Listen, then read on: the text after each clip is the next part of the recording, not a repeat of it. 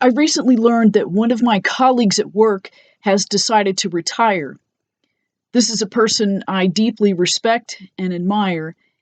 And he said that the reason that he was going to retire is that he's at a stage in his life where he understands he has only so many ticks on the clock in life, and he wants to do more than just his job. He says, I have more things to do. Today's readings for this 18th Sunday in Ordinary Time reminds us that our life, no matter how many ticks on the clock we have, is about love and service to one another. That spin on that love and service to one another is focusing on a reality check on our material goods. One of the readings is from Ecclesiastes, one of the most famous lines that I hear in the Bible from Ecclesiastes: vanity. Vanity of vanities, all is vanity. That's from Ecclesiastes 1 and 2, chapters 1 and 2. Now, in the Bible, vanity is a word that means empty, worthless, having nothing of value. And in the book of Ecclesiastes, the word vanity comes up 35 times. The line says, vanity of vanities, says Quoheleth, vanity of vanities, all is vanity. Quoheleth is a word that means teacher. A teacher reminding people of vanity, meaning living a life that is worthless. And what is that? Is that a life apart from God is worthless. Vanity, a life lived in vain. That reading from Ecclesiastes reminds us that nothing can survive death, not even success, an inheritance, material goods, a 401k. Nothing will survive death of materiality. So stocking up on wealth and riches do not guarantee life beyond this life that we live. And yet, in that book of Ecclesiastes, sometimes see that people read that as like a negative book.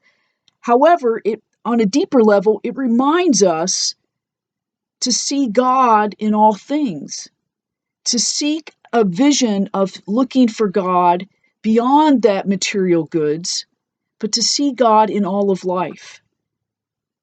Connected to that is the gospel reading today, where Jesus is teaching a crowd.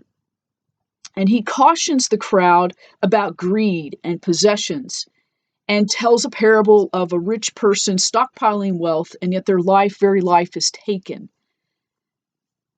That too much focus on the materiality, this person loses perspective of life.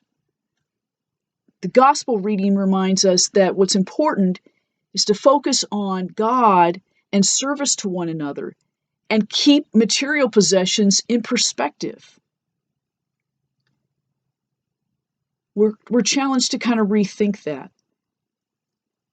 The gospel challenges us to put our priorities in focus, things that last, not of earthly matters, to sharpen our vision.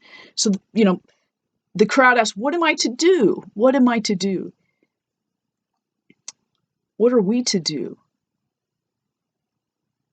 The gospel reminds us, and today's readings remind us, that the bottom line is that our worth in who we are and how we live is not measured by our bank account, the size of our house, or the size of our wallet, but it's measured by the size of our heart and how we live and serve and love one another. Our lives are not defined by our possessions, but by our relationship with God in love.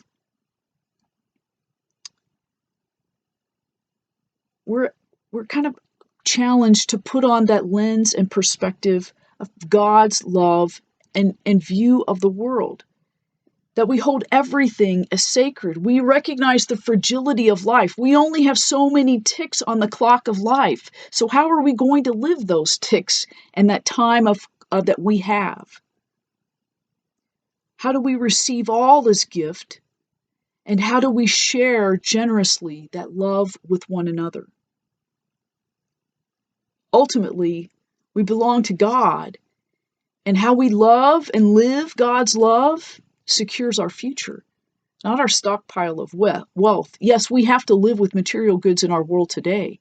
It's that call to keep that in perspective. The challenge: how do we grow rich in love, not rich in possessions? So this week, let us be mindful. What is the quality of life we seek today with our ticks on the clock we have today? And the irony is that when we store up love, it's that call to share that generously. When we give it all away, it comes back to us in multiple fold.